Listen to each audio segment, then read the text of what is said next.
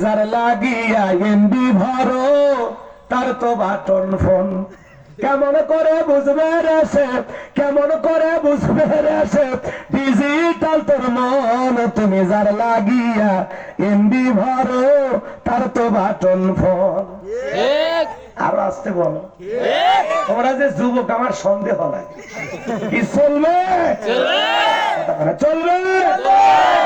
message দিলে send করে না দেয় না তো রিপ্লাই ভিডিও কলে বলবা কথা ক্যামেরা তার নাই রে ক্যামেরা তার নাই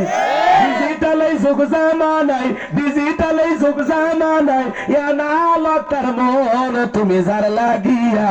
এমবি ভরো তার তো বাটন ফোন প্রেম প্রীতি ভালোবাসা বিয়ের আগে নয় মনের মধ্যে রাখো তুমি পরকালের ভয় রে আল্লাহ তাআলার ভয় গানের মধ্যে শিক্ষা আছে না নাই প্রেম প্রীতি ভালোবাসা বিয়ের আগে নয় মনের মধ্যে রাখো তুমি পরকালের ভয় রে আল্লাহ তাআলার ভয় তবে তুমি মুক্তি পাবা তবেই তুমি মুক্তি পাবা তো জোকের আগুন তুমি যার লাগিয়া এমবি ভরো তার তো বাটন ফোন কেমন করে বুঝবে রে সে কেমন করে বুঝবে রে সে ডিজিটাল তোর মন তুমি যার লাগিয়া এমবি ভরো তার তো বাটন ফোন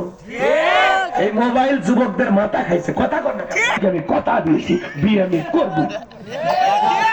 পিতা মাতা বলে হাজি বংশের লোক আমরা ফাজলামি করিস না বিয়ে কোন জায়গায় দেওয়া লাগে দেখে শুনে দেবো কয় না আমি কারো কথা শুনবো না আমি প্রেমের পাগলা ঘোড়া ছুটতেছি তখন কি করে পালিয়ে যায় বিয়ে করে ঢাকা শহরে গার্মেন্টসে যা চাকরি করে 3 মাস পরে ভালোবাসা চাইলা ভেঙে ফেলে যায় মনে রাখবা যুবক পিতা মাতার মনে কষ্ট দিয়ে অবাধ্য হয়ে পালিয়ে যারা বিয়ে করে এরা জীবনে সুখ পেতে পারে না পিতা মাতার দোয়া নিবা কপাল খুলবে পিতা মাতার মত নিয়ে বিয়ে করবা ভাগ্য খুলবে কথা কয় না গো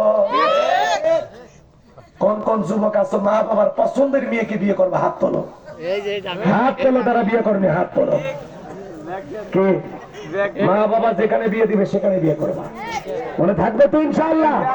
একা একা মাতবাড়ি করবা না জীবন একেবারে অভিশাপ হয়ে যায় আচ্ছা তাহলে মা বাবা পছন্দ করে বিয়ে দেবে যেখানে বরকত আছে মুরব্বিদের দোয়া আছে যেখানে কল্যাণ আছে একা একা মাতবাড়ি করে বিয়ে করো না দাম্পত্য জীবনে কোনোদিন সুখী হতে পারবা না প্রেম করে ভালোবেসে পালিয়ে যায় বিয়ে করে জীবনে কেউ সুখী হয়নি ওরা আফসোস করছে কি ভুল করছি এই প্রেমটা করে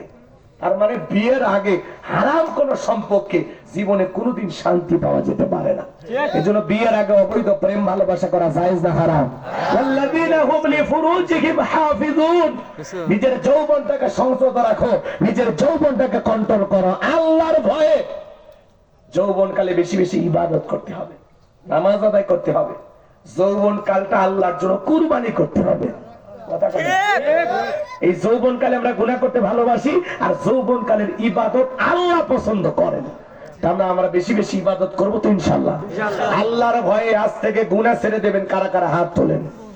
আল্লাহ আমাদের সবাইকে গুনাহমুক্ত আমল করার তৌফিক দান করেন জোরে বলেন আমিন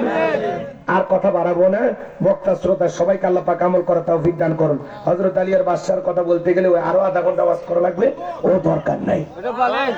না না বলেন একদল বলবেন বলেন আর একদল বলবেন চলে না ভাই দোয়া কালেকশন যদি পারেন এখনো দেন মহিলা প্যানেলের লোকজন আছেন আমার মা বোনেরাও শেষ বিদায় বেলা দিতে পারে শোনেন শোনেন দুইটা কথা তো একটা কথা শেষ করি হযরত আলী বলতেছে দাগটা পার হয় এক পা সামনে আসে 3 পা পিছনে যায় এমত অবস্থায় হযরত আলী তাকায়া দেখে আমরের কাঁধে থাকা তরবারি আল্লাহ কাঠের তক্তা বানাইছে সুবহানাল্লাহ একটু জোরে হবে না হযরত আলী এইবারে যখন আমর দাগ বরাবর আসছে